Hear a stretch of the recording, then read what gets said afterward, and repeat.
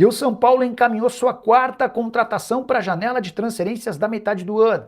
Depois de fechar com Vitor Sá, Nilton e Domingos Duarte, o tricolor se acertou com Aurélio Buta, lateral, barra ponta, nascido na Angola e naturalizado português, o jogador de 29 anos de idade, aceitou a proposta do São Paulo e tem um acordo verbal para ficar por uma temporada.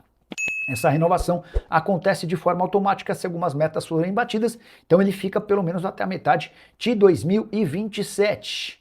Quarta contratação, todas sem custo, pelo menos por agora. É que o Nilton, contratado pelo Botafogo, chega por empréstimo e que vira obrigação de compra na virada do ano, operação de quase 18 milhões de reais. Ah, por falar no Nilton, ele já assinou contrato com o São Paulo, tá? E deve ser anunciado nas próximas horas.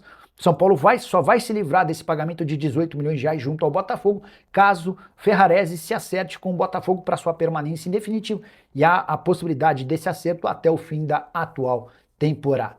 A saideira sobre o São Paulo, o tricolor tenta uma rescisão do contrato de forma amigável com o volante Luan, que perdeu espaço já há algum tempo. Se o São Paulo e o Luan se acertarem, o tricolor vai ficar com um percentual de uma venda futura assim que o Luan encontrar um novo clube. Galera, indo agora para o Monterrey, deixa eu ver se isso já foi divulgado por alguém, mas o que estava sendo dito é que o Caleri teria duas propostas de pré-contrato, uma do Monterrey e a outra do Orlando City.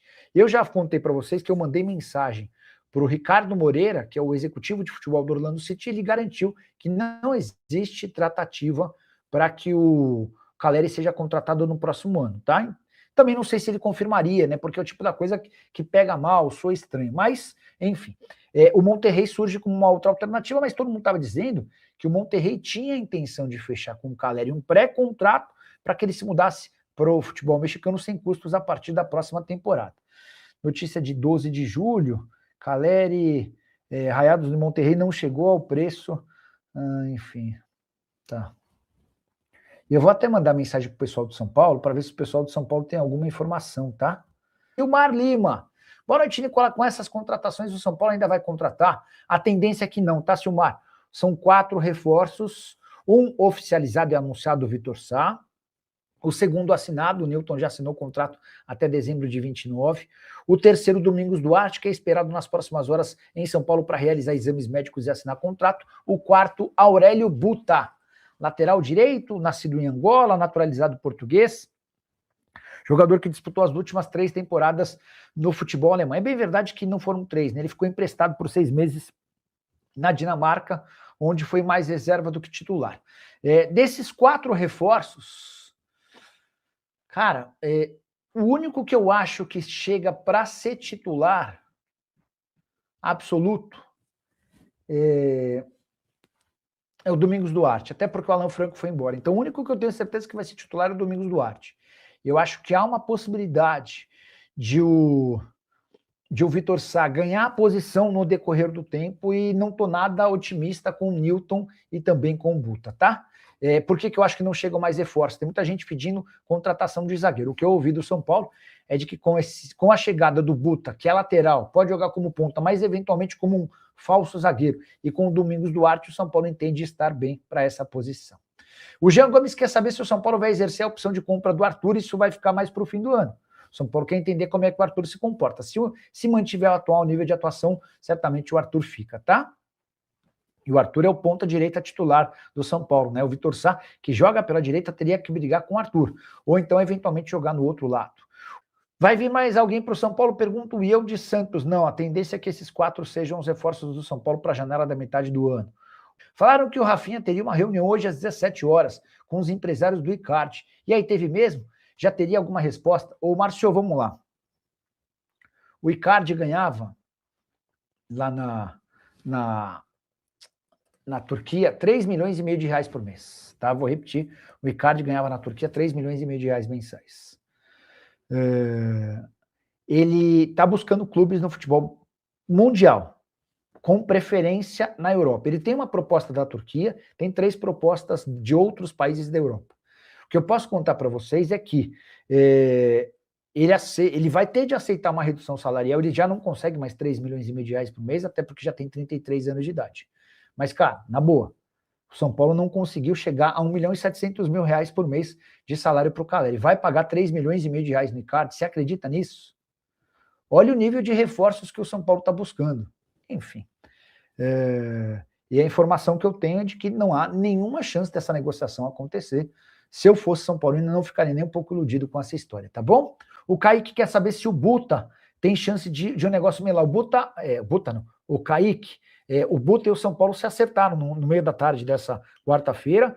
Contrato de 1 ano, prorrogável por mais 1. Agora faltam as questões burocráticas, há enorme otimismo de que o Buta pode ser anunciado muito em breve. E sobre o Luan vai rescindir contrato, São Paulo e Juventude têm... São Paulo e Luan conversam. Para falar a verdade, o São Paulo tenta se livrar do Luan desde o ano passado. No começo desse ano, o São Paulo chegou a sugerir o Luan como contrapeso numa negociação que envolveria o lateral que foi contratado pelo São Paulo lá do Mirassol, o Lucas Amon. O Luan é que se recusou a jogar no Mirassol, tá? Só que o Luan já percebeu que não vai ter espaço com o Dorival, como não tinha com outros treinadores.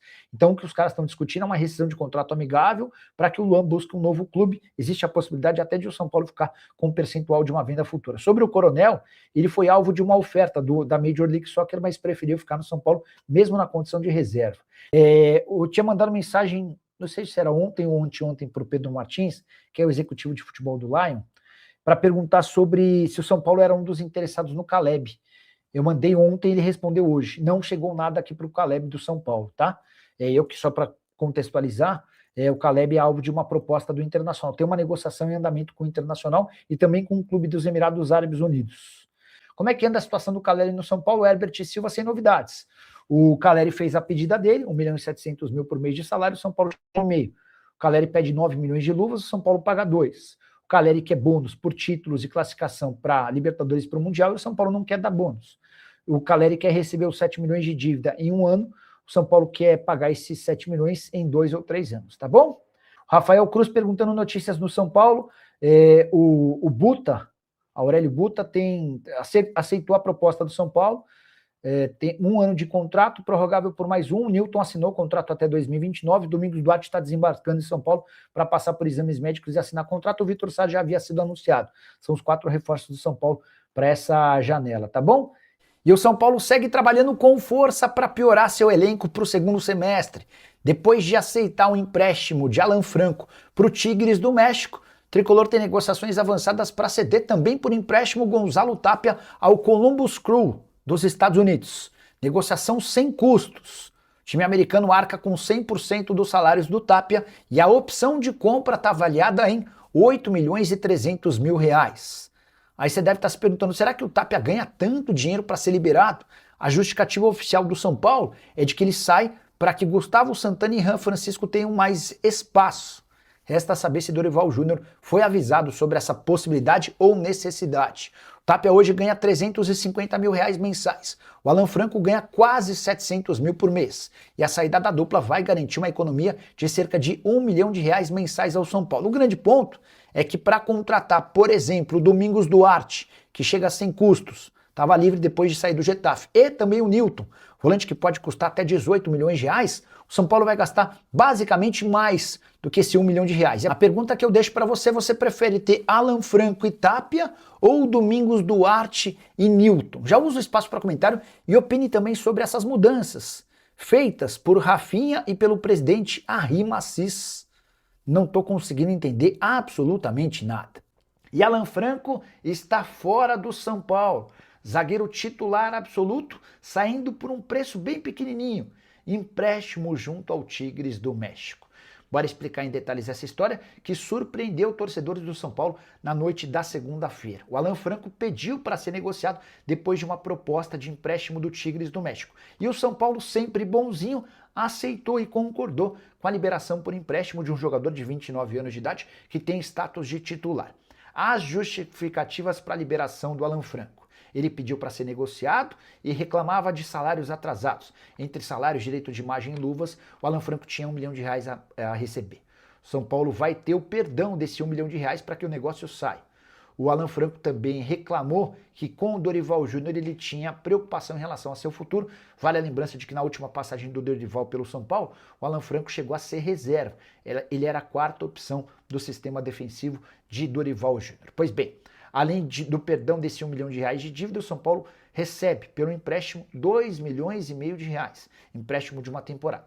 Se o Tigres quiser ficar com o Alan Franco em definitivo, vai pagar R$7,5 milhões de reais. Jogador contratado em 2023, 150 partidas e contrato até dezembro de 2028. Renovação aconteceu recentemente. Antes de falar se o São Paulo vai ou não contratar jogadores, só registrar como essa diretoria é boazinha e aceita de forma super tranquila todos os pedidos e alguns caprichos dos atletas. Outro dia o Arboleda se ausentou por um mês, sem dar explicação, e o São Paulo reintegrou o Arboleda e vai utilizá-lo no restante da temporada. O Alan Franco, titular absoluto, pede para ir embora e o São Paulo concorda em emprestá-lo.